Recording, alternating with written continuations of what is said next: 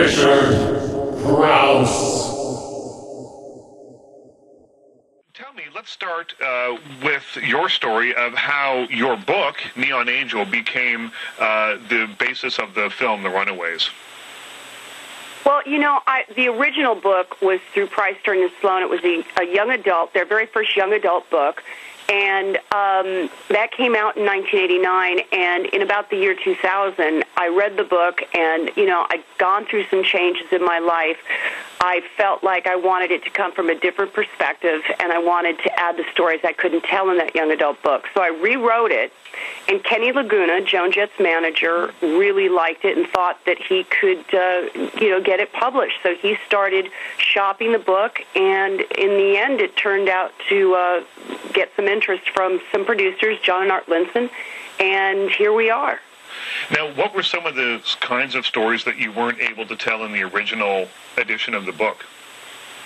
Well, I think some of the things that scared Price, Stern and Sloan was one chapter called Kim Fowley's Sex Education Class, and that kind of speaks for itself. Right, right. Right, yeah, and just some other stuff that I felt that that I touched on a little bit in the young adult version. They felt that was enough. You know, this was their first young adult book, so they held back a little bit. Right, they weren't quite sure how to play it just yet, yeah.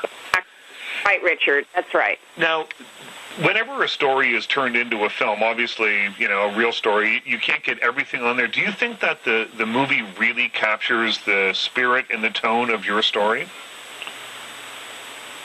That's hard to say because there was so much going on and so much craziness. I feel that the movie just kind of, it's like a flash photo of what it was like. There was so many relationships in the band and outside of the band that, of course, what can you can't take 2.5 years and put it into an hour and a half. But, you know, and I won the talent show, by the way. Yeah, it's an artsy movie. It's a visually, I think, quite wonderful. Mm-hmm. But again, you know, this was Gloria Sigismonte's first directorial debut. This was her debut. So I'm just glad I have the book because otherwise I would have felt that the true story wasn't told. So now that I have the book as well, I'm pretty satisfied with both. Right. Now, we get the idea in the movie that your relationship with Kim Fowley was very rocky. Now, I know that was true for a very long time, but I think you've made up now, have you not? Yes, we have. And, you know, that comes with age. Met Kim about 1.5 years ago at a party. He was a bit frightened of me because all our encounters before that were not civil. Right. And I just had gotten to the point where I realized that, you know, this was hurting me more than it was hurting him, and I wasn't going to hold on to those resentments anymore. And I also realized that we all have our skeletons in the closet, and we all make mistakes. If I had to forgive myself for some of the things I've done, then I have to forgive him as well. So it was just kind of a sigh of relief that we, you know, could come to an understanding all these years later. Now, what was your reaction then to seeing Michael Shannon on screen interacting with Dakota Fanning, who is playing the young you? Because it must have brought up some things from years past. Well, it did, but again, you know, I think it was pretty sugar-coated, you know. Michael Shannon did a fantastic job. I thought every scene, he just stole it. I think he's as close as you could get to the real Kim Fowley.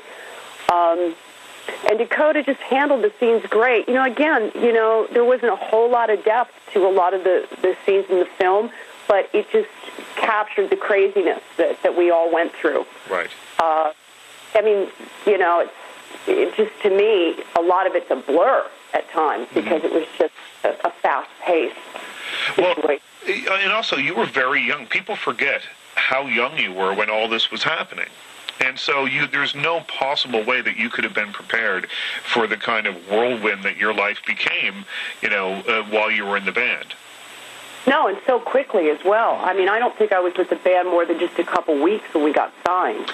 Wow. And then we then we were in the studio, we are recording, we're rehearsing, and before we knew it, we were thrown out on the road. It just happened so fast, Richard, you wouldn't believe it. And then we're away from our family for our first tour was 3.5 months. Wow. So no supervision. So you could just imagine what that was like. And we were just fighting for our lives out there, you know, in a male-dominated business that just didn't appreciate not only that we were women, but that we were so young. So, yeah, it was quite a trip that I really don't think could happen today. No, well, there'd certainly be somebody looking after you on the road a little bit more than there were in those days, I guess. Yeah, there's laws that protect young people now, thank goodness. Crouse.